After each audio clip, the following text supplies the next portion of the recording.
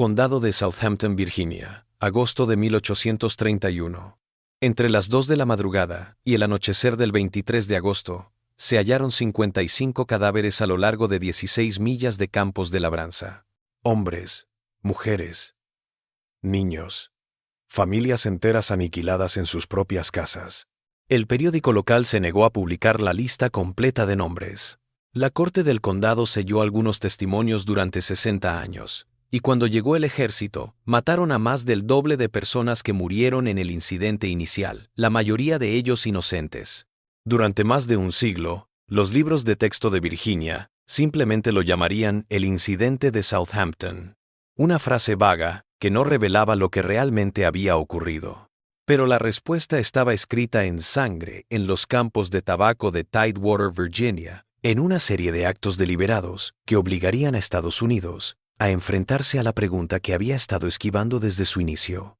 ¿Qué haces cuando la gente, que no tiene nada que perder, decide que prefiere morir libre antes que vivir en cadenas? Antes de seguir con la historia de Nathaniel Turner y la rebelión que sacudió al sur hasta la médula, necesito que hagas algo por mí. Si lo estás viendo desde Virginia, Carolina del Norte, todo el sur de Estados Unidos, déjame un comentario de qué estado eres. Esta historia es tu historia, tanto si tus ancestros fueron educados en ella como si no. Dale al botón de suscribirse porque lo que estás a punto de escuchar es una parte de la historia de Estados Unidos que la gente poderosa ha tratado de ocultar durante generaciones. Y ven con tiempo, porque esta historia no termina como nadie esperaba. La Virginia en la que Nat Turner nació el 2 de octubre de 1800 era un lugar de contradicciones. El hombre que había proclamado "Todos los hombres son creados iguales", solo 24 años atrás, había tenido más de 600 esclavos en su vida. El estado que le dio a Estados Unidos 4 de sus primeros 5 presidentes también albergó una de las mayores poblaciones de esclavos del país, casi 500,000 de personas esclavizadas. Y el condado de Southampton, donde Turner viviría toda su vida, personificaba estas contradicciones más que la mayoría de los lugares. No eran las violentas arrozales de Carolina del Sur, ni las grandes plantaciones de tabaco del sur profundo. Era más suave, más sutil, una forma de esclavitud con rostro amable, pero no menos mortal. El condado de Southampton estaba en Tidewater, donde la tierra se agotaba tras generaciones de cultivo de tabaco. Para la década de 1820, la gran economía de las plantaciones estaba dando paso a pequeñas granjas. Los amos blancos vendían su excedente de esclavos a las nuevas plantaciones de algodón que surgían en Alabama y Mississippi, destruyendo familias y enviando a personas que habían conocido toda su vida a un abismo sin retorno. La amenaza de ser vendido al sur colgaba sobre cada esclavo como una espada sobre un hilo. El condado era en un 60% negro, con alrededor de 7,600 esclavos y 1,800 libres de color, frente a 6,200 blancos. Jerusalén, la cabecera del condado, era un pueblecito de 700 habitantes en torno a un juzgado y unas pocas iglesias. La tierra era llana y pantanosa, cubierta de bosques de pinos. El río Nahuatl serpenteaba por la parte este del condado, y más allá de las tierras de cultivo se extendía el gran pantano dismal, una naturaleza salvaje en la que los fugitivos desaparecían a veces durante meses o años. Nathaniel Turner, conocido como Nat, nació en la granja de Benjamin Turner. Su madre, Nancy, había sido importada directamente de África y le inculcó un odio a la esclavitud que nunca lo abandonó. El padre de Nat, cuyo nombre se perdió en el tiempo, huyó cuando Nat era apenas un niño, desapareciendo en el norte y dejando tras de sí la idea de que la libertad era posible si estabas dispuesto a luchar por ella. Desde niño, Nat era diferente. Aprendió a leer y escribir, cosa rara para un niño esclavizado en Virginia. La familia blanca Turner inicialmente lo apoyó, tal vez encontrándolo entretenido o útil.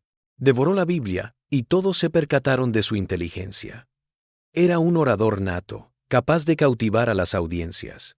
Pero también tenía visiones, revelaciones, que él interpretaba como mensajes de Dios.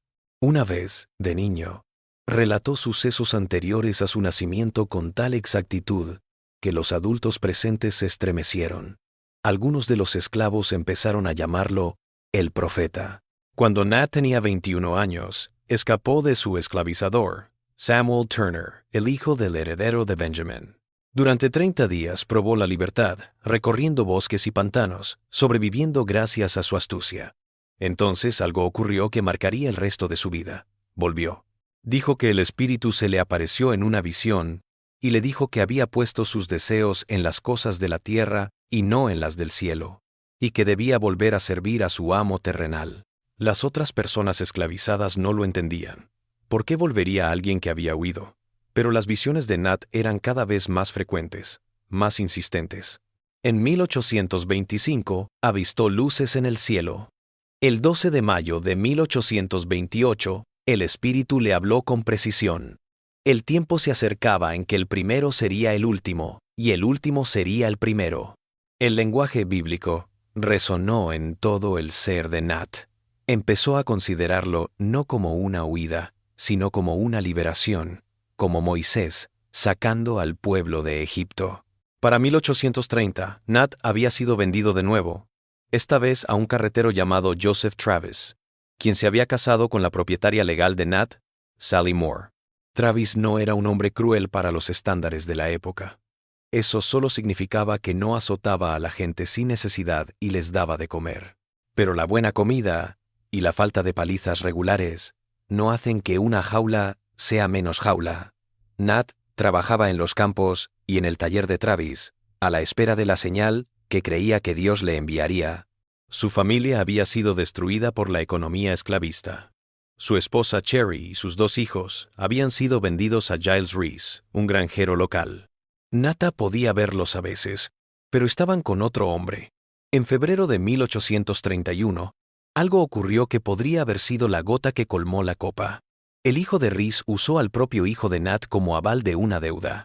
El hijo de Nat, su sangre, se había transformado en una moneda de trueque en las deudas de un hombre blanco. Unos días más tarde, el 12 de febrero de 1831, un eclipse solar anular atravesó el condado de Southampton. El sol se veía como un disco negro, con un anillo de fuego alrededor. Para Nat Turner, era una mano negra que se extendía sobre el rostro del sol, la señal que había esperado. Era el momento. Nat Turner pasó los 6 meses siguientes preparándose. Se movió con lentitud, hablando solo con hombres en los que confiaba ciegamente. Eligió a 4. Hark, a quien algunos llamaban Hércules por su fuerza. Henry, que estaba esclavizado en otra granja. Nelson, conocido por su nervio de acero. Y Sam, cuyo amo vivía cerca de la granja de Travis. No eran hombres de acción. Sabían que lo que planeaban probablemente los mataría, pero habían decidido que algunas cosas valían la pena morir por ellas. Decidieron iniciar el 4 de julio de 1831, Día de la Independencia. La fecha misma era una provocación, una burla de la bella mentira de la Declaración de Independencia. Pero Nat se enfermó y la fecha pasó.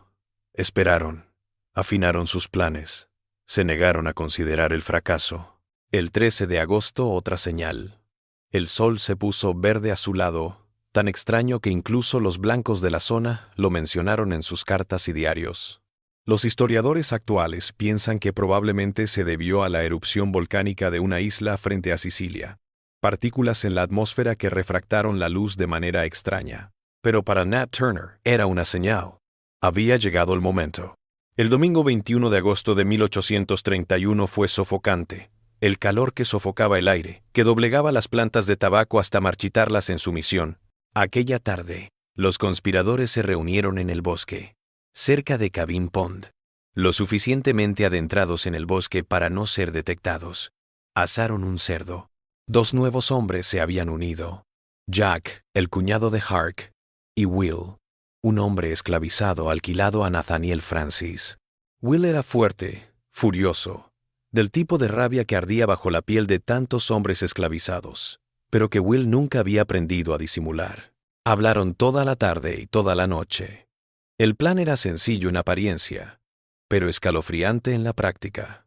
Iban de casa en casa, asesinando a las familias esclavistas mientras dormían, acumulando armas y reclutas a su paso. Su destino era Jerusalén, donde tomarían la armería. Una vez armados, creían que otros se unirían a ellos, que la rebelión se propagaría más allá del condado de Southampton, tal vez por toda Virginia, tal vez por todo el sur. Harían su última defensa en el gran pantano de Ismael si fuera necesario, ese desierto salvaje donde ninguna fuerza blanca se atrevería a perseguirlos. A medida que la medianoche se acercaba, se alistaron. Ninguno de ellos podría haber adivinado que estaban a punto de desencadenar acontecimientos que reverberarían en la historia de Estados Unidos durante siglos. Eran simplemente hombres que ya no podían vivir como ganado. Sobre las 2 de la madrugada del lunes 22 de agosto, se acercaron a la granja de Travis. Se apoyó una escalera en la pared lateral del edificio, justo debajo de una ventana superior. Nat trepó primero, entrando en la casa oscura. Sus pies tocaron el suelo en silencio. Se deslizó entre las sombras hasta la puerta y la abrió desde dentro, invitando a los demás a entrar. La familia Travis estaba durmiendo. Joseph Travis, su esposa Sally Moore Travis y Putnam Moore, el hijo de Sally de su primer matrimonio. También había un bebé y Joel Westbrook, un aprendiz huérfano que trabajaba para Travis. Se habían ido a la cama sin temor. ¿Por qué no? Se encontraban en un lugar donde la gente esclavizada había sido sometida durante 200 años. Nunca habían tenido motivo para cerrar con llave. Nat Turner cogió un hacha en el taller. Entró primero en la habitación de Joseph Travis. Levantó el hacha y la bajó, pero su mano vaciló o el ángulo fue erróneo, y la hoja rebotó en la cabeza de Travis sin matarlo. Travis se despertó gritando. Will empujó a Nat y levantó su hacha. Murió Joseph Travis. Luego, su esposa Sally. Luego, Putnam Moore. Luego, Joel Westbrook. Ya se iban, cuando alguien las fuentes varían. ¿En quién? Recordó al bebé. Volvieron. Lo que siguió está grabado en los registros judiciales con una precisión clínica, pero el acto en sí no necesita descripción. Se aseguraron de que no hubiera testigos, ni supervivientes que pudieran dar la voz de alarma antes del amanecer. Tomaron las armas de Travis, viejos mosquetes de chispa y armas de caza, no armas militares, pero suficientes. Tomaron sus caballos y su espada, la cual portaría Nat durante las próximas 48 horas. En el patio de Travis, mientras la primera luz gris se asomaba por el cielo del este, Nat Turner blandió esa espada para enseñar a sus hombres tácticas militares. Era una imagen surrealista. Hombres esclavizados jugando a ser soldados, imitando maniobras que habían presenciado en las milicias blancas. Austin, que había sido esclavizado en la granja de Travis y no había formado parte de la conspiración original, se les unió allí. Ahora eran 8. Se dirigieron después a la casa de Salathiel Francis. Francis era un granjero blanco pobre que tenía un esclavo. Lo mataron en la cama. A Francis. Su esclavo huyó. Le dispararon. Fallaron. En cada casa, repitieron el mismo cálculo sombrío. Velocidad contra minuciosidad. La necesidad de prevenir que alguien montara a caballo para alertar a otros. En la granja de Piety Reese, Nat hizo algo que dice mucho de su estado mental. Su propia esposa, Cherry, y sus hijos eran esclavos allí. Tenía la capacidad de observarlos, quizás llevárselos, pero pasó de largo.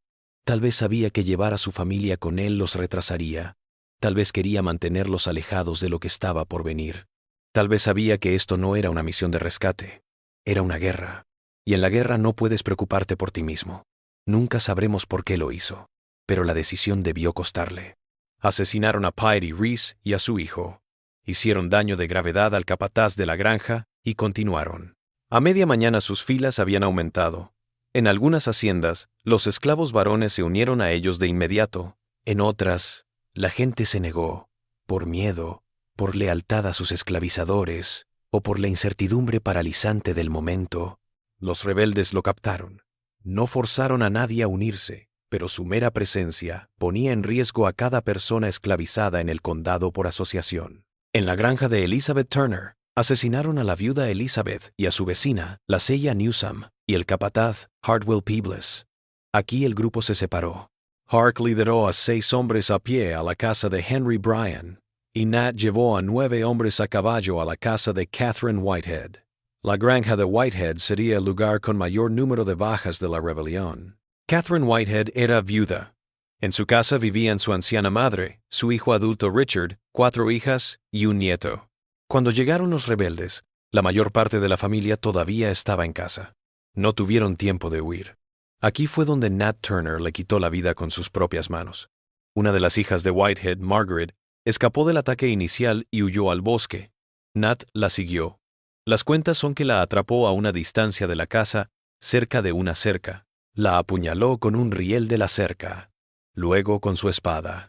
Fue la única persona que Nat mismo asesinó en toda la rebelión, algo que más tarde admitiría al abogado Thomas Gray. ¿Por qué organizó y dirigió una rebelión, pero se negó a matar él mismo? Es otra pregunta difícil de responder. Tal vez las revelaciones divinas que lo inspiraron a la rebelión no llegaron hasta el punto de matar. Tal vez captó su rol como líder y estratega, no como ejecutora. O tal vez en ese momento solo tenía que probarse a sí mismo y a sus hombres que no les pediría que hicieran nada que él no hiciera. Para el mediodía del lunes 22 de agosto, los insurgentes habían asesinado a unas 45 personas en varias granjas. Se habían convertido en unos 60 hombres, algunos a caballo, otros a pie, armados con lo que podían: hachas, garrotes, pistolas, cuchillos, aperos de labranza. Iban camino de Jerusalén. Los llevó más allá de las grandes plantaciones donde esperaban recoger más reclutas. Pero la voz se había corrido. Algunos habían escapado y dado la voz de alarma. Las familias blancas huían a Jerusalén o se encerraban en sus casas. Los hombres se reunían, se armaban, se organizaban. La sorpresa se había ido. Las próximas horas decidirían si la rebelión de Nat Turner se transformaría en revolución o en matanza. Mientras avanzamos, quiero que consideres qué habrías hecho tú en esa situación.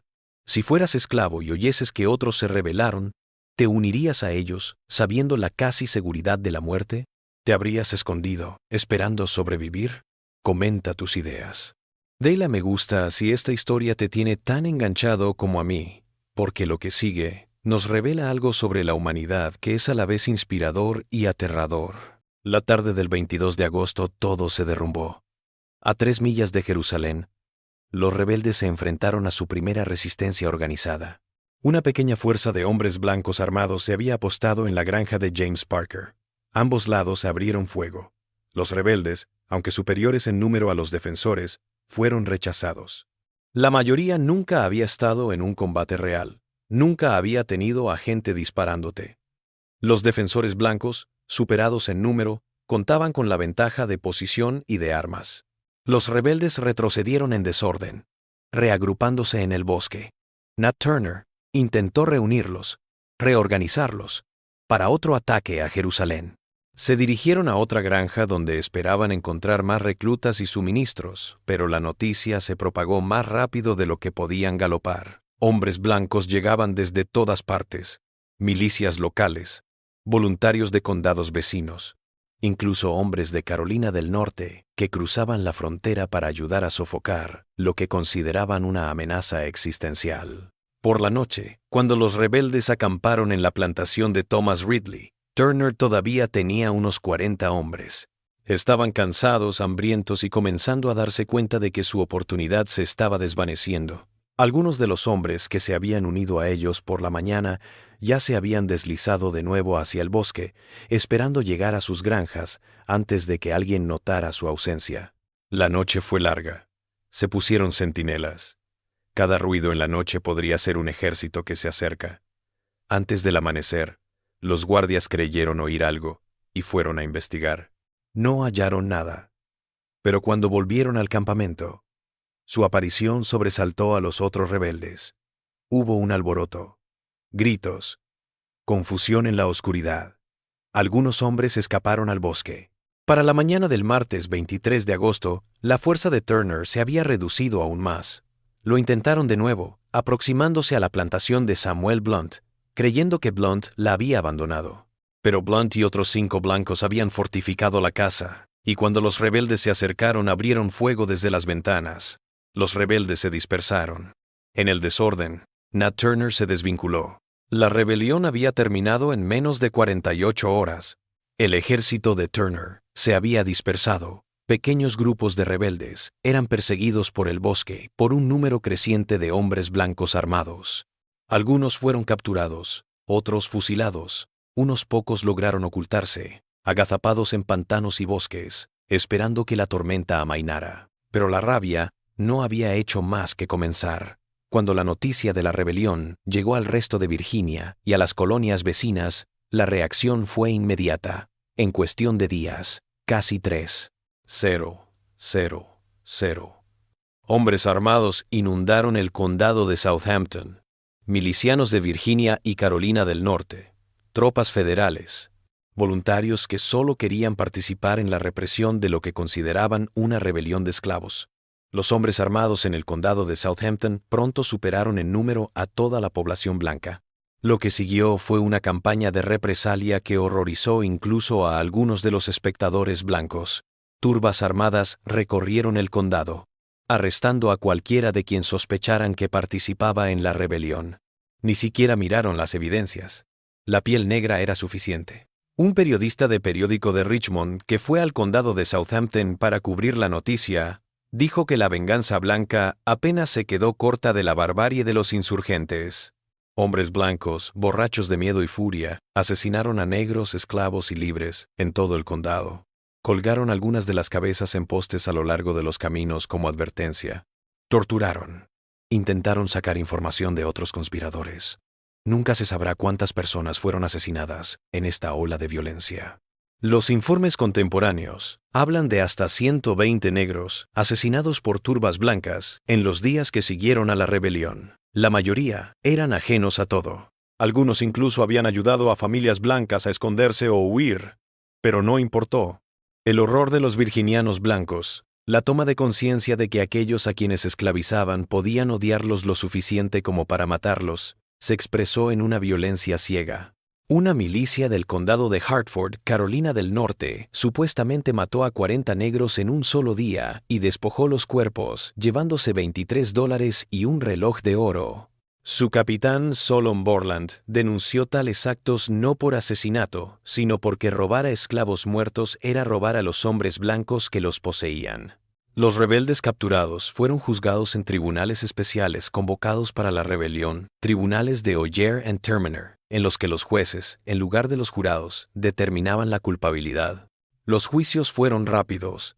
Entre fines de agosto y mediados de noviembre, se juzgó a decenas de esclavos, 30 de los cuales fueron ejecutados tras el juicio. Muchas fueron llevadas fuera de Virginia, vendidas al sur profundo como castigo. Los cuerpos de los ajusticiados a veces eran diseccionados o expuestos como advertencia. Pero Nat Turner no estaba a la vista. Durante 10 semanas, mientras Southampton County estaba invadido por miles de hombres armados y los blancos aterrorizados se refugiaban en sus hogares, Nat Turner permaneció a la vista. Nunca salió del condado de Southampton. Se quedó a pocas millas de donde había comenzado la rebelión, saltando entre una serie de escondites que había preparado o descubierto. Los días que siguieron al fracaso de la rebelión fueron los más peligrosos. Los bosques estaban llenos de hombres armados a la caza de rebeldes, y no les importaba a quién disparaban. Cualquier negro que se hallase fuera de su lugar de destino podía ser ajusticiado en el acto. Los disparos no cesaron en los bosques durante aquellas primeras semanas, a veces a fantasmas, a veces a fugitivos reales, a veces a gente que no tenía nada que ver con la rebelión, pero que tuvo la mala suerte de encontrarse en el lugar equivocado. El primer escondite de Turner fue simple en su ejecución. Había localizado un enorme pino derribado por una tormenta. Su sistema de raíces había arrancado un disco de tierra de casi 6 pies de ancho.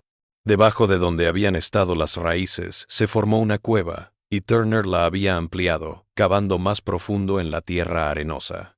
Llenó el hueco con agujas de pino, y cubrió la entrada con rieles de cerca que había robado de una propiedad cercana, y ocultó los rieles con ramas y follaje. A no ser que supieras dónde mirar, a no ser que estuvieras de pie encima de él, pasarías por alto.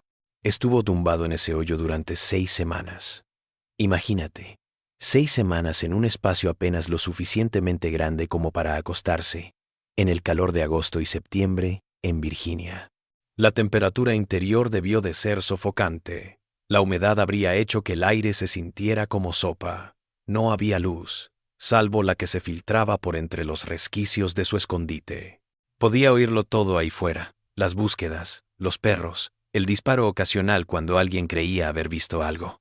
Por la noche, cuando cesaban las batidas, se arrastraba hasta un pequeño manantial a 20 metros de su escondite.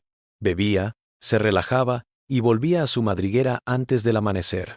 No se atrevía a hacer fuego.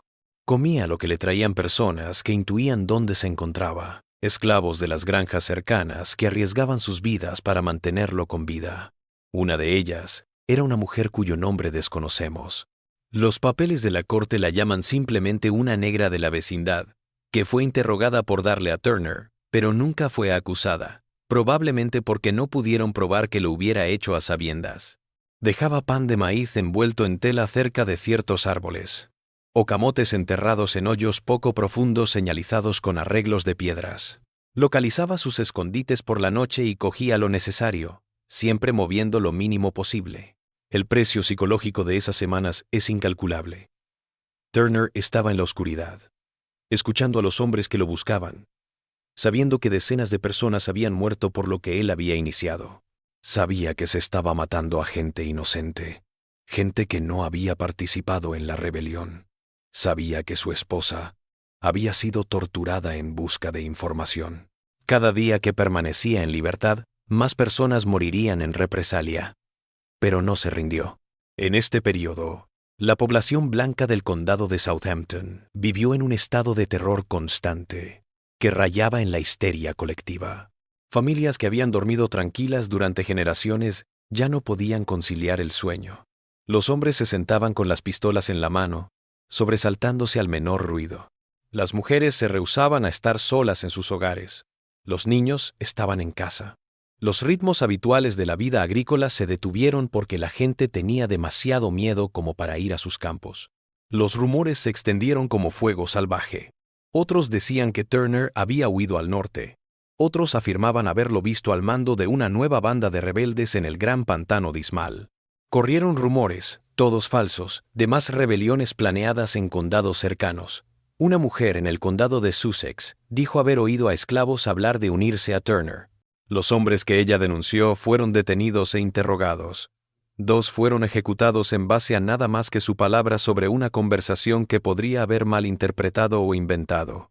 La ocupación militar del condado de Southampton fue enorme. 3.000 soldados armados en un condado de unas 15.000 personas. Montaron retenes en las carreteras. Revisaron casas de negros y blancos en busca de armas o indicios de conspiración. Preguntaron a la gente. El interrogatorio no fue amable. Hombres y mujeres fueron flagelados para arrancarles información. Algunos fueron torturados en formas que los periódicos de la época se negaron a detallar, diciendo solo que se usaron maneras que ningún cristiano debería pensar. El gobernador John Floyd en Richmond recibía informes diarios. Sus cartas privadas de la época muestran a un hombre conmocionado por las consecuencias de la rebelión. En cartas a otros gobernadores, insinuó que los abolicionistas del norte deben haber estado involucrados. La posibilidad de que los esclavos pudieran llevar a cabo tal rebelión por sí mismos era demasiado aterradora como para considerarla. Promulgó nuevas leyes, limitando tanto los movimientos de las personas esclavizadas como las acciones de las personas blancas que simpatizaran con la abolición. El miedo no se quedó en Virginia. La noticia de la rebelión se propagó por el sur como fuego, en periódicos, cartas, viajeros. En Carolina del Norte, Carolina del Sur, Georgia, Alabama. En cualquier lugar donde hubiera esclavitud, las sociedades blancas se reafirmaron en el poder. Las redadas de esclavos se intensificaron en frecuencia y ferocidad. Se aprobaron o reforzaron leyes. El pequeño momento de la década de 1820, cuando algunos sureños se habían preguntado en voz baja si la esclavitud era sostenible, llegó a un cierre repentino. Tras 6 semanas en su escondite inicial, las provisiones de Turner se agotaron.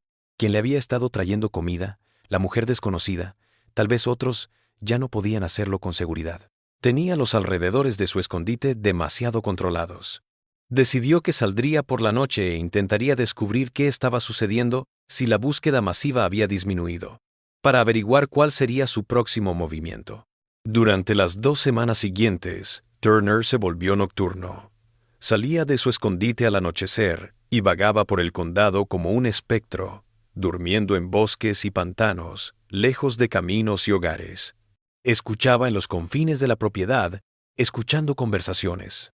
Descubrió que la mayor parte de la milicia se había ido a casa, que la crisis inmediata había pasado. Se enteró de que sus hombres habían sido capturados o asesinados. Se enteró de que había juicios en Jerusalén.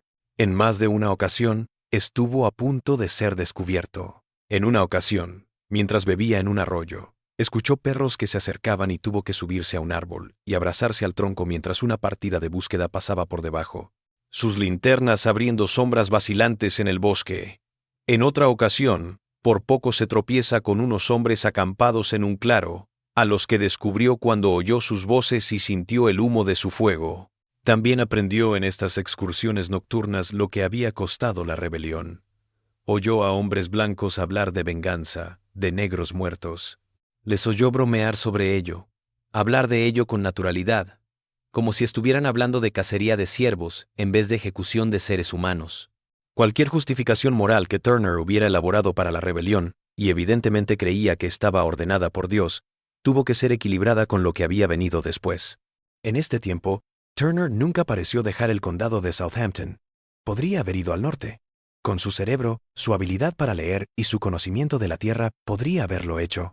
Otros habían logrado escapar de Virginia y llegar a estados libres. Pero Turner se quedó.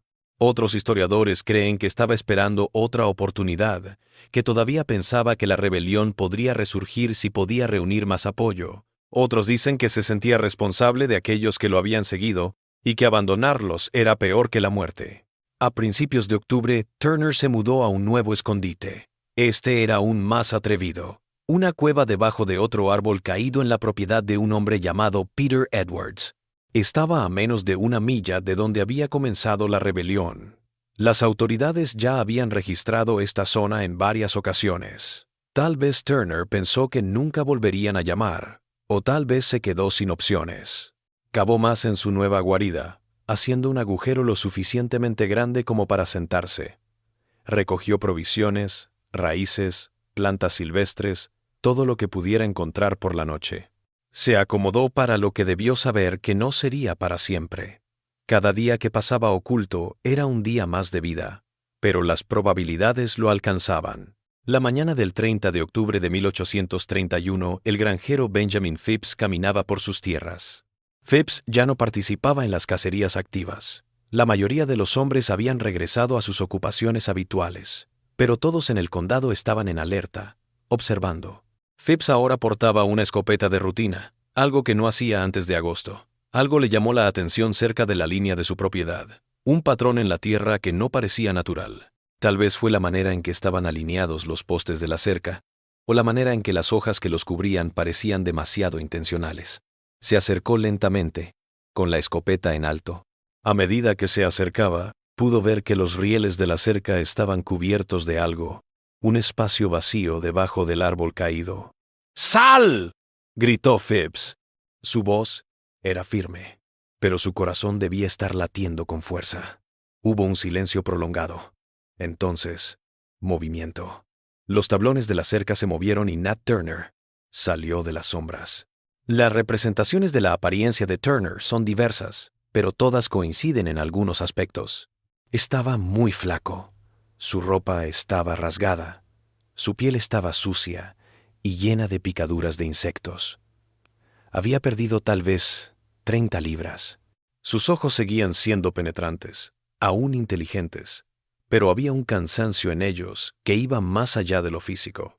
Phipps dijo más tarde que Turner no parecía sorprendido de que lo encontraran, como si lo hubiera estado esperando. ¿Eres Nat Turner?, preguntó Phipps, aunque debía saberlo. Turner asintió. No intentó huir.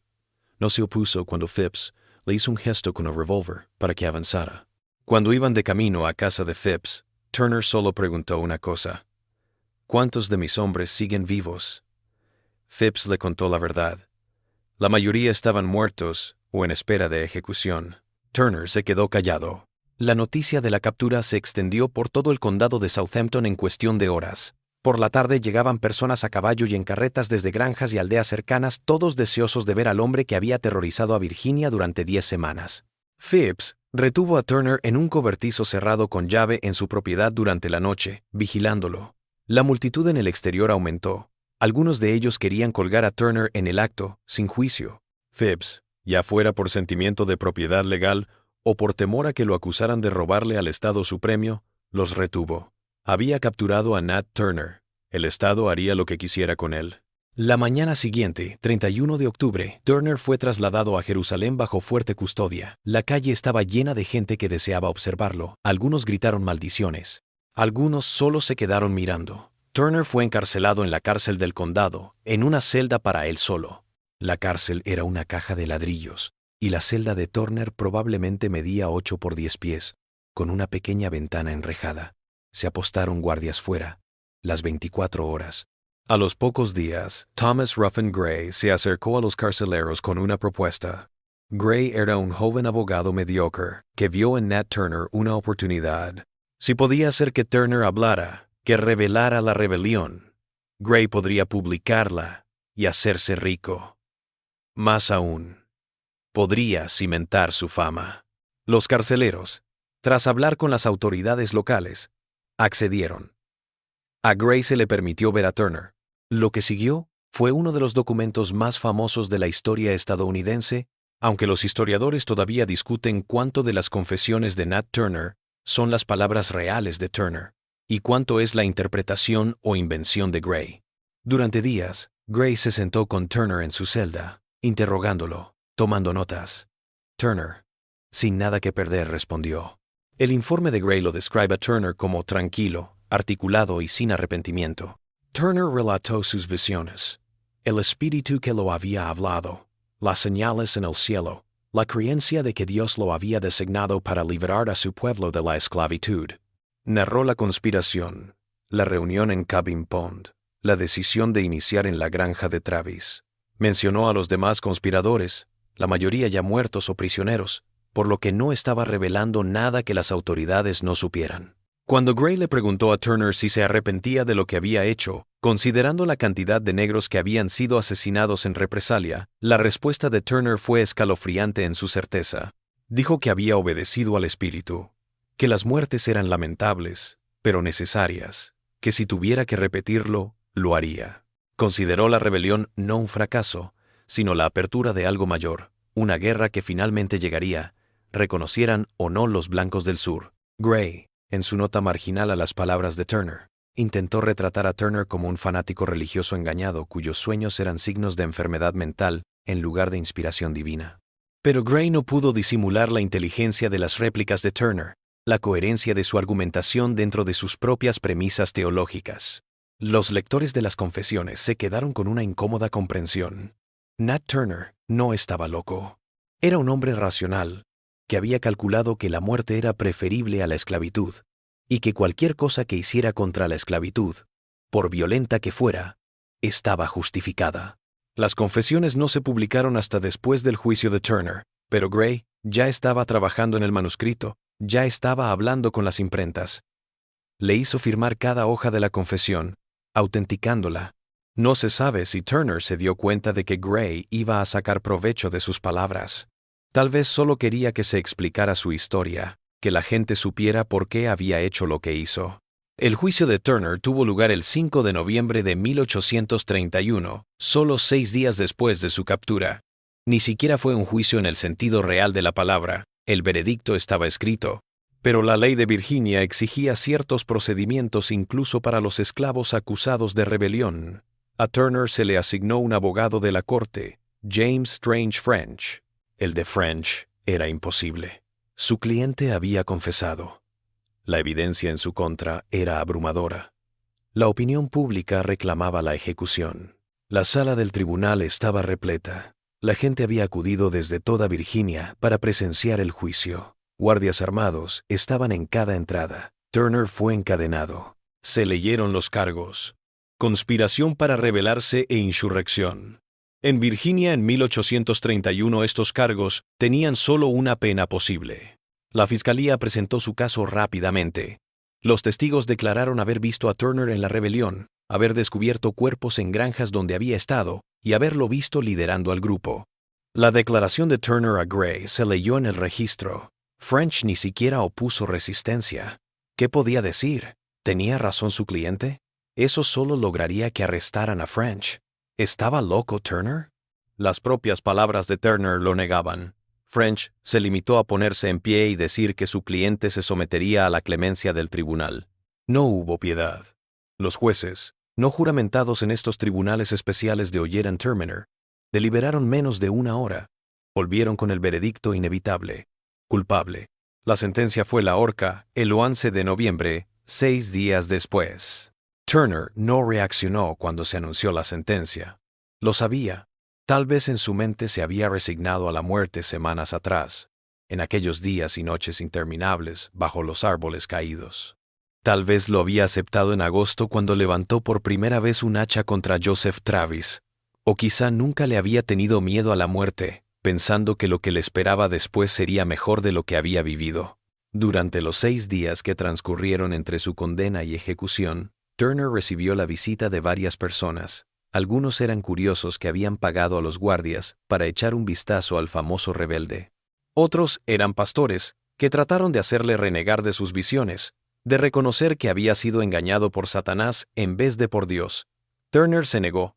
Mantuvo hasta la muerte que había obrado por mandato de Dios. El 11 de noviembre de 1831, alrededor del mediodía, Nat Turner fue llevado desde su celda hasta la horca que se había levantado cerca del juzgado de Jerusalén. La multitud que acudió a su ejecución se contó por cientos, tal vez más de 1000. Llegaron desde todo el sureste de Virginia, Carolina del Norte, incluso desde Richmond. Algunos llegaron enojados, con sed de justicia. Otros llegaron por morbo. Algunos, pocos, aunque no se atrevieron a mostrarlo, acudieron a rendir homenaje a un hombre al que consideraban un mártir. Turner llegó a la horca caminando. Sus cadenas habían sido quitadas para la ejecución. Ya no tenían utilidad. Subió los escalones. El verdugo era Edward Butts, ayudante del sheriff del condado de Southampton. Un ministro le dio a Turner una última oportunidad de arrepentirse. Turner se negó. Cuando se le preguntó si tenía algunas últimas palabras, Turner supuestamente respondió: ¿No crucificaron a Cristo? El ahorcamiento fue rápido. La trampilla se abrió. Turner se desplomó. Su cuello se rompió.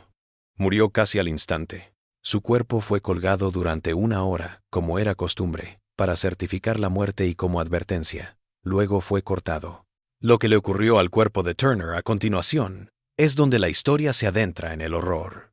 Según varios testimonios de la época, el cuerpo de Turner no fue enterrado. Fue disecado al parecer con fines médicos, aunque esto pudo ser una excusa. Su cuerpo fue desollado, su piel preservada. Se guardaron trozos de su esqueleto como recuerdo. Se dice que su cráneo fue pasando de mano en mano entre familias blancas del condado de Southampton y más allá. Hasta la década de 1990, una familia en Virginia declaró tenerlo, pero nunca se ha llegado a confirmar con pruebas de ADN. Esta profanación del cuerpo de Turner no fue solo por venganza. Iba a rebajarlo de hombre a cosa, a robarle incluso la dignidad en la muerte. Pero a la larga, tuvo el efecto opuesto. Cuanto más trataban los virginianos blancos de borrar a Nat Turner, de reducirlo a una advertencia o un símbolo de salvajismo negro, más se convertía en un emblema de resistencia. Puedes matar a un hombre, pero no a lo que representa. Cuando creíamos haber presenciado toda la atrocidad de lo ocurrido en el condado de Southampton, las consecuencias se vuelven aún más horribles. Si esta historia te dio escalofríos, comparte este video con alguien que adore los enigmas oscuros de la historia estadounidense. Dale a like para apoyar la historia que no evade las partes feas de nuestro pasado. Y suscríbete, porque estamos a punto de descubrir cómo Virginia trató de ocultar esta historia y cómo aterrorizó al sur durante décadas. La reacción del sur ante la rebelión de Nat Turner puso de manifiesto los temores que siempre habían latido bajo la superficie de la sociedad esclavista y hasta dónde llegaría el sistema para defenderse. A las pocas semanas de la rebelión, los estados del sur aprobaron nuevas leyes para evitar otra rebelión. Virginia aprobó leyes que prohibían enseñar a leer o escribir a los esclavos. El argumento era que si Nat Turner podía leer la Biblia y interpretarla por sí mismo, la alfabetización en sí misma era peligrosa. La ley traía consigo fuertes castigos. Los blancos que enseñaran a leer a los esclavos podían ser multados y encarcelados. Y las personas negras libres que lo hicieran podían ser azotadas o vendidas nuevamente como esclavas. Pero la reacción legislativa fue más allá de las leyes de alfabetización. La Asamblea General de Virginia reescribió literalmente el código legal que regía la vida de los esclavos, estableciendo lo que era en la práctica un estado policial dentro de un estado. Los esclavos ya no podían reunirse para rezar sino en presencia de un blanco, no un ministro blanco, sino cualquier adulto blanco que pudiera denunciar cualquier actividad sospechosa. La ley decía que cualquier encuentro de más de 5 esclavos con propósitos religiosos en ausencia de blancos era ilegal y se castigaba con latigazos. Esto acabó con las congregaciones negras autónomas que habían florecido en algunos enclaves de Virginia, lugares donde los esclavizados hallaron consuelo espiritual y también espacios poco comunes para expresarse, conservar sus costumbres, ser algo más que ganado. Las leyes también limitaron el movimiento en maneras que nunca antes habían existido. En el pasado, los esclavos que portaban pases escritos por sus amos podían desplazarse libremente dentro de ciertos límites. Tras Turner, dichos pases debían indicar destinos precisos, horas exactas de partida y regreso, y la razón específica del viaje. Los esclavos que eran sorprendidos sin sus papeles podían ser capturados, azotados y devueltos a sus amos, que además eran multados por dejar vagar a su propiedad. Las patrullas de esclavos, que siempre habían existido pero funcionaban de manera intermitente, ahora eran una presencia permanente en las carreteras de Virginia. Se les pagaba a blancos pobres para que patrullaran a caballo por el campo de noche, parando a cualquier negro que vieran, revisando sus papeles, usando cualquier pretexto para maltratarlos como una forma de reforzar el orden. Tal vez lo más perverso fue que las nuevas leyes ofrecieron recompensas para los esclavos que se denunciaran entre sí. Cualquier esclavo que informara de una conspiración verdadera o falsa sería liberado y recompensado con dinero. Esta medida envenenó la confianza que había existido entre las comunidades esclavizadas. ¿Cómo podías confiar en alguien cuando la persona en quien confiabas podía verte como su billete de salida? Los arquitectos de estas leyes captaron algo esencial sobre la resistencia. Necesita solidaridad. Y la solidaridad necesita confianza. Destruye la confianza y destruyes la capacidad de rebelión organizada. El efecto económico de estas nuevas restricciones fue enorme, pero se consideró necesario. A los esclavos alquilados para trabajar en ciudades, una práctica común que permitía a algunos esclavos desarrollar habilidades e incluso ganar pequeñas cantidades de dinero, de repente se les prohibieron tales acuerdos en muchos casos. El miedo era que los espacios urbanos, con su anonimato y mezcla de libres y esclavos, generaran demasiadas ocasiones para la conspiración. Algunas ciudades de Virginia promulgaron leyes que prohibían a los esclavos residir en la ciudad, a menos que fueran sirvientes domésticos bajo la supervisión de sus amos. Esto sumió a las comunidades negras en un mayor aislamiento, lejos de las oportunidades de educación o progreso económico que las ciudades ocasionalmente proporcionaban. La represión se abalanzó sobre los negros libres, con una furia que demostró lo poco que siempre había sido su libertad. En los meses que siguieron a la rebelión, varios condados de Virginia prácticamente expulsaron a sus poblaciones negras libres mediante una combinación de acoso legal y terror no oficial. Los dueños negros libres de repente se encontraron con que sus títulos de propiedad eran cuestionados en los tribunales. Los artesanos negros libres no podían conseguir licencias para ejercer sus profesiones.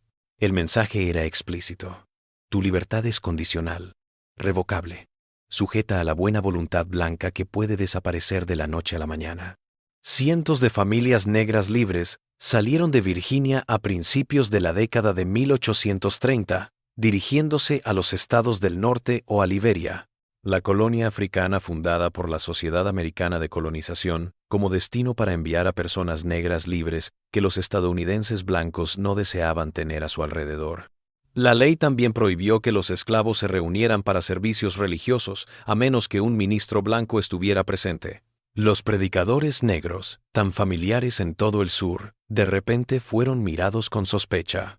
Las iglesias negras independientes que habían florecido en algunas zonas de Virginia fueron cerradas o puestas bajo control blanco. El mensaje era explícito. No se podía confiar en que los negros leyeran la Biblia por sí mismos, porque podían encontrar en ella, como lo había hecho Turner, una justificación para la rebelión. Los negros libres perdieron derechos que antes poseían. Ya no podían sentarse en jurados ni testificar contra blancos en los tribunales. Su propia libertad se volvió insegura. Cualquier negro libre podía ser esclavizado de nuevo con el menor pretexto legal.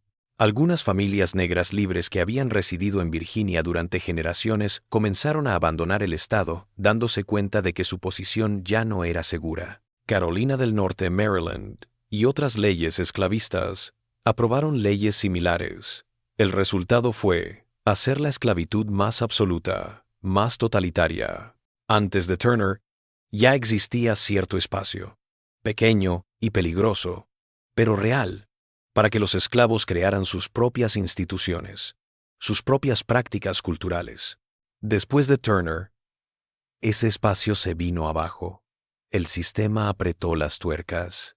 El efecto psicológico en los sureños blancos fue devastador. La rebelión rompió una suposición clave que muchos propietarios de esclavos habían hecho, que sus esclavos los conocían, incluso los amaban, y nunca los dañarían. Joseph Travis, en cuya casa se inició la rebelión, no era considerado un amo especialmente cruel para los estándares de la época.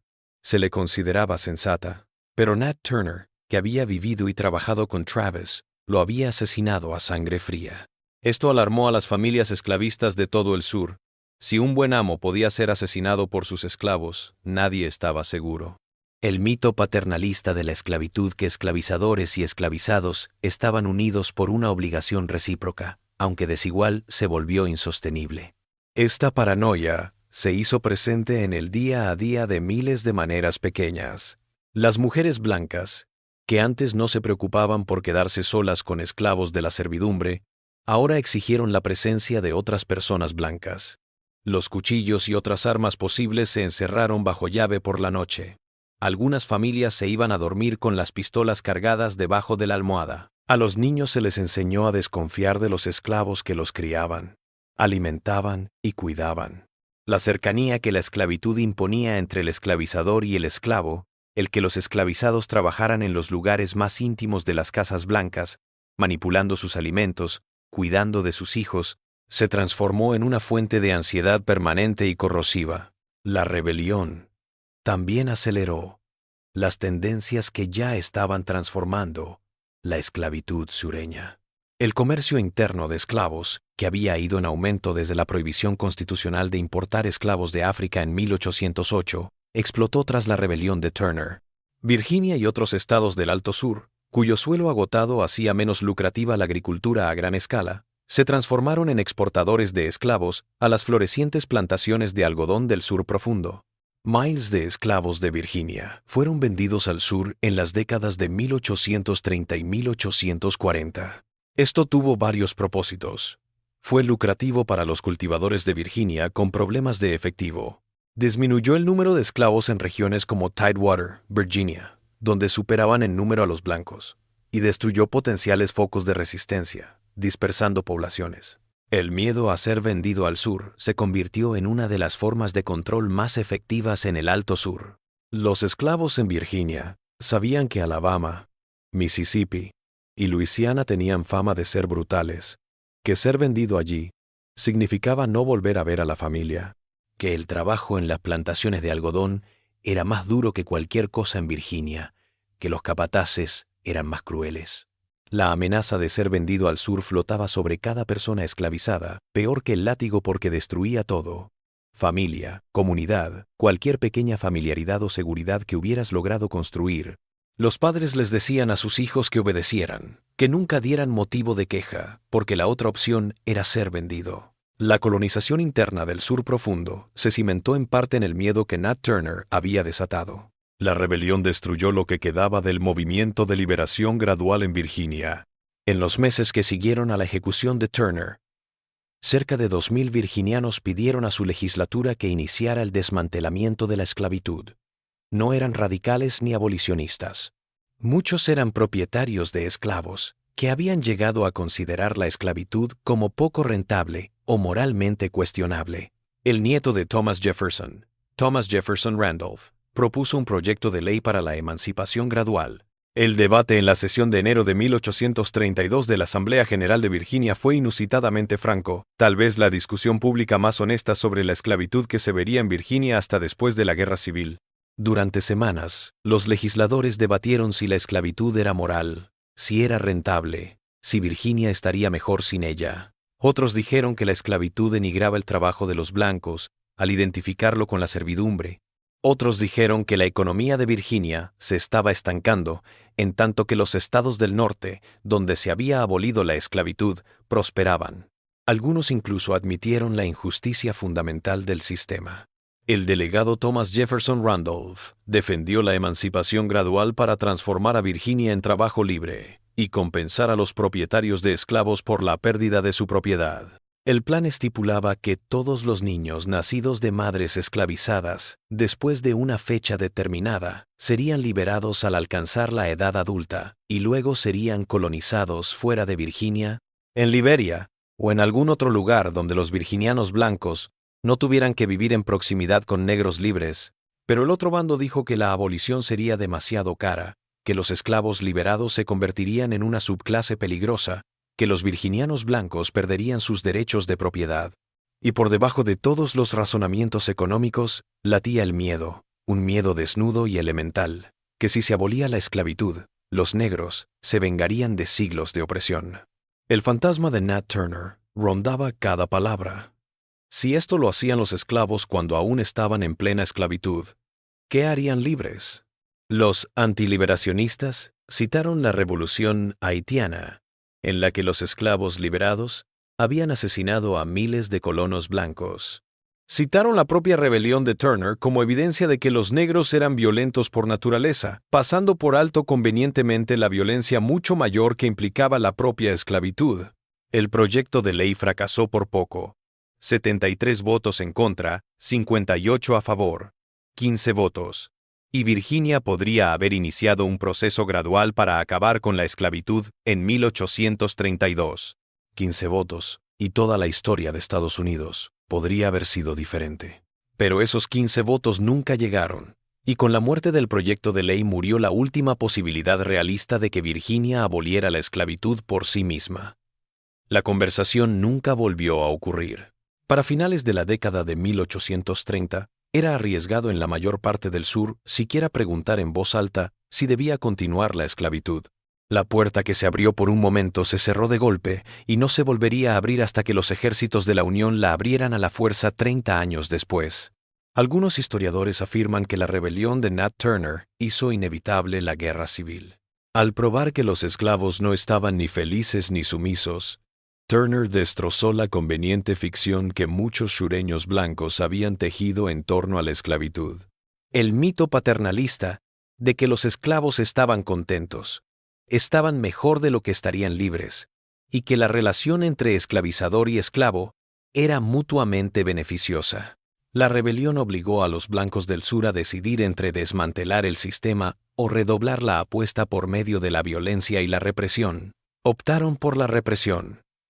Y ésta les abrió el camino hacia el conflicto con el norte cada vez más antiesclavista. La reacción cultural del sur fue desarrollar una sofisticada defensa ideológica de la esclavitud que superó con creces las antiguas justificaciones.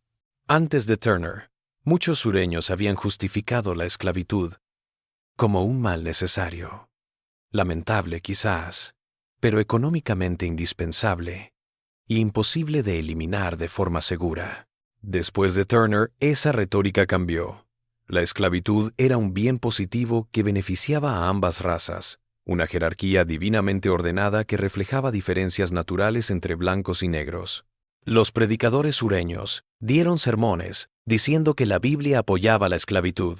Los científicos sureños desarrollaron tratados pseudocientíficos que afirmaban que los negros eran inferiores, menos inteligentes, más aptos para la servidumbre.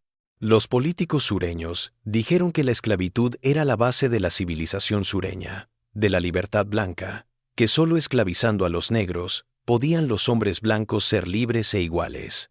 Esta deriva hacia un pensamiento pro-esclavista radicalizó las tensiones seccionales. Los estados del norte, Donde la esclavitud había sido abolida gradualmente en las décadas posteriores a la Revolución, llegaron a considerar al sur como atrasado, salvaje, opuesto a los ideales estadounidenses de libertad y progreso.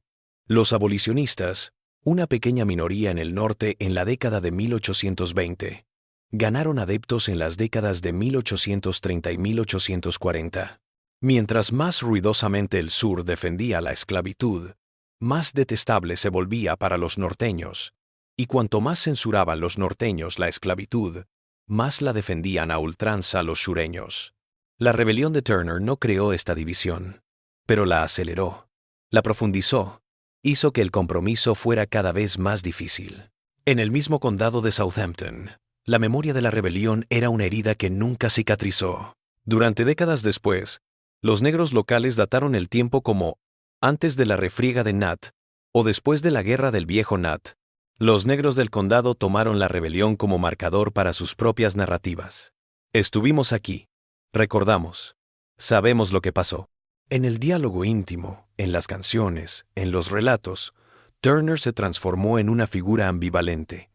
Héroe, advertencia, siempre presente.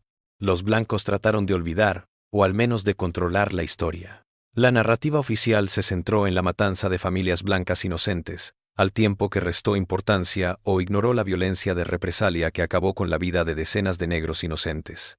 Las granjas en donde ocurrió la rebelión volvieron a cultivar. Crecieron árboles donde habían caído cuerpos. La vida siguió su curso. Pero las 48 horas de agosto de 1831 habían alterado algo en el alma estadounidense. Las familias de las víctimas blancas se llevaron su trauma a casa. Los niños que se habían escondido en armarios o escapado por pantanos mientras sus padres eran asesinados crecieron con pesadillas. Algunos dejaron el condado de Southampton para siempre, incapaces de permanecer en un lugar donde había tenido lugar tal horror. Otros permanecieron, pero nunca volvieron a estar seguros.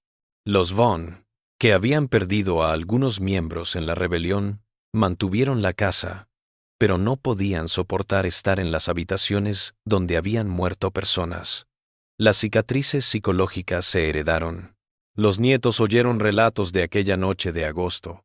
Oyeron el miedo, la rabia, la traición que sus abuelos habían sentido. La esposa de Nat, Cherry Turner, fue sometida a atrocidades inimaginables en las semanas posteriores a la rebelión. Las autoridades querían que les dijera dónde se escondía su marido, qué planeaba, cualquier cosa que les ayudara a entender cómo se había organizado la rebelión.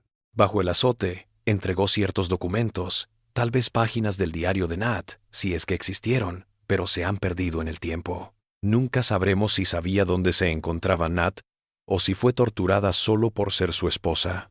Ella y sus hijos sobrevivieron, pero lo que les ocurrió tras la rebelión es incierto. Se pierden en la historia, como muchas otras personas esclavizadas, cuyas historias nunca fueron registradas porque nadie en el poder se preocupó por ello. ¿Les contó alguna vez Cherry Turner a sus hijos sobre su padre? ¿Les dijo que era un héroe o un cuento de moraleja? ¿Se volvió a casar? ¿Sobrevivió para ver la libertad 34 años más tarde? ¿Murió antes de la libertad? No lo sabemos. Y esa falta de saber es ya una forma de violencia, la eliminación de la historia de las mujeres negras. La rebelión inspiró otras rebeliones fuera de Virginia. En el norte, los abolicionistas la esgrimieron como evidencia de que la esclavitud no podía sostenerse sin violencia y opresión extremas. William Lloyd Garrison, cuyo periódico abolicionista, The Liberator, había comenzado a publicarse apenas meses antes de la rebelión, fue acusado por los sureños de haber inspirado a Turner, aunque no hay evidencia de que Turner hubiera oído hablar de Garrison o de su periódico. Garrison compartió fragmentos de cartas que le habían enviado sureños jurándole que lo matarían si alguna vez pisara sus estados. Respondió redoblando sus ataques contra la esclavitud, declarando que el sistema era violento por naturaleza y solo podía existir mediante el terror. La rebelión de Turner proporcionó a los abolicionistas un arma retórica. «Mira lo que hace la esclavitud a la gente», dijeron. «Mira la desesperación, la violencia que genera en ambos lados». Para los esclavos de todo el sur, Nat Turner se transformó en una figura controvertida y compleja. Algunos lo consideraron un héroe, un hombre que había golpeado al sistema corrupto. En los lugares clandestinos donde los esclavos podían conversar, en los aposentos nocturnos, en los campos cuando los capataces no estaban presentes, se pronunciaba con respeto el nombre de Turner.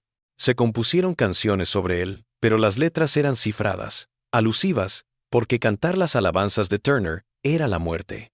Estas canciones perduraron en la memoria colectiva, transmitiéndose de boca en boca, alterándose, adaptándose, pero manteniendo vivo el núcleo. Un hombre que se negó a ser esclavo, que luchó, que demostró que la resistencia era posible, aunque no el éxito. Otros consideraron a Turner como alguien que había complicado sus vidas, que había provocado represalias contra todos los negros en el sur. Las nuevas leyes, que limitaban el movimiento, prohibían las reuniones, cerraban la educación, impactaron a todos, no solo a los rebeldes. Algunos esclavos consideraron que la rebelión de Turner había sido prematura, que había desperdiciado vidas sin conseguir nada a cambio. En diálogos reconstruidos por historiadores, a partir de relatos posteriores, oímos a esclavos debatir si Turner había sido valiente o temerario, si había promovido la causa de la libertad o la había retrasado. Ambas eran ciertas. Turner había mostrado que la rebelión era posible, pero también cuán rápida y salvajemente sería sofocada. En los años anteriores a la Guerra Civil, su nombre se convirtió en una especie de código. Si los esclavos hablaban en voz baja del viejo Nat, los blancos lo interpretaban como una amenaza latente. Si los abolicionistas citaban a Turner, los sureños oían violencia. La rebelión se había convertido en un mito, y como todos los mitos, significaba cosas distintas para personas distintas. Para algunos, Turner era un monstruo. Para algunos, un mártir. Para algunos, una heroína trágica, que no pudo vencer al poder estructural. La publicación de las confesiones de Nat Turner garantizó que la historia de Turner no se perdiera, pero también dio a los blancos el marco de la historia. La narrativa de Thomas Gray, con su hincha religiosa de Turner, ayudó a los blancos a rechazar a Turner como un loco en lugar de un revolucionario. Pero la confesión se leyó también en el norte, y los lectores del norte a menudo llegaron a conclusiones distintas.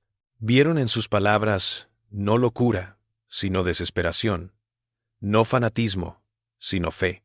El mismo pasaje que los sureños habían citado para justificar una mayor opresión se convirtió en manos del norte en prueba de la bancarrota moral de la esclavitud. Frederick Douglass, quien escapó de la esclavitud en 1838, más tarde lo aclamó como uno de los héroes de la libertad negra.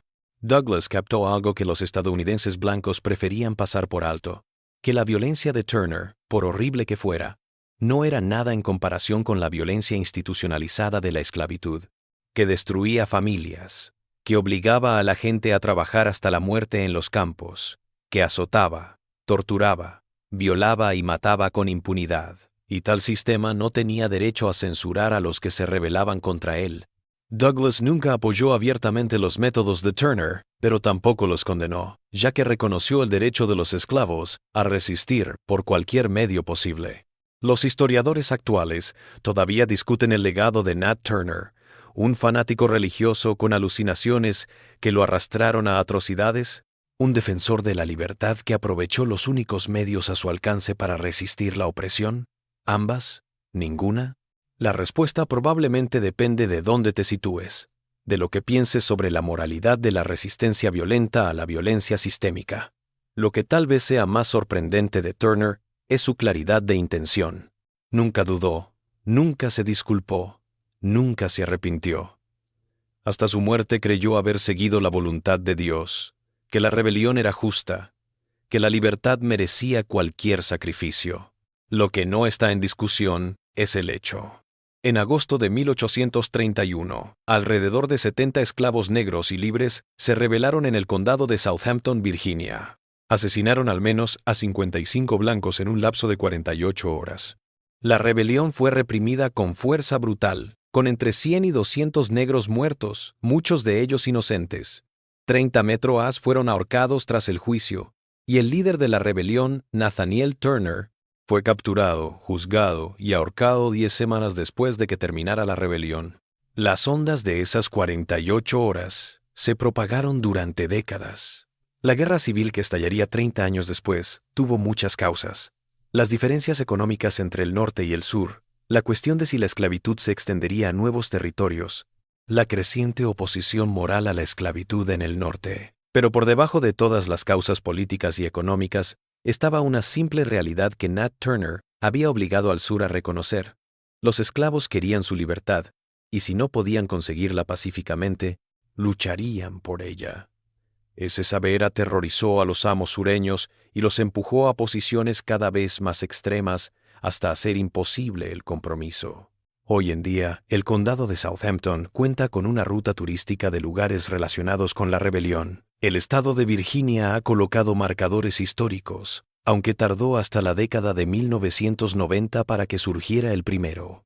La casa Rebecca Vaughn, la última estructura en pie donde se mató a personas en la rebelión, se incluyó en el Registro Nacional de Lugares Históricos en 2006. Estos son pequeños homenajes a sucesos que el Estado una vez trató de borrar de la historia. Pero las preguntas más profundas que abrió la rebelión de Nat Turner aún están abiertas. ¿Qué le debemos a la historia? ¿Cómo recordamos acontecimientos tanto heroicos como terribles? ¿Cómo respetamos a los héroes de la libertad sin ignorar que sus acciones incluyeron matar mujeres y niños? ¿Cómo condenamos la esclavitud sin eliminar la agencia de los individuos dentro del sistema? La rebelión de Nat Turner no da respuestas sencillas. Solo da el hecho desnudo de sí misma. El momento en que la gente que había sido tratada como ganado se dio cuenta de que eran seres humanos, y actuó según esa conciencia con una terrible y concentrada determinación que sacudió una región entera hasta sus cimientos. La sangre derramada en el condado de Southampton en agosto de 1831, tanto la de las familias blancas asesinadas en la rebelión como la de las personas negras asesinadas después, ayudó a cimentar el Estados Unidos moderno. No podemos borrarla, solo podemos comprenderla. Esta historia nos revela que la historia que nos cuentan está limpiada, simplificada, adaptada al gusto actual. La historia de la esclavitud, de la rebelión, de la violencia que edificó a Estados Unidos es mucho más complicada, mucho más turbadora. ¿Qué te pareció esta historia? ¿Crees que nos enseñan toda la verdad sobre acontecimientos como la rebelión de Nat Turner? ¿Consideras que la resistencia armada contra la esclavitud estaba justificada? Comenta abajo. Si te gustó esta inmersión en una historia que la gente poderosa trató de borrar, suscríbete a este canal, toca esa campana de notificación y comparte este video con alguien que quiera conocer la historia estadounidense más allá de lo que nos enseñaron en la escuela. Hay muchas más historias como esta, perdidas, oscurecidas u olvidadas. Vamos a sacarlas a la luz juntos. Hasta la próxima.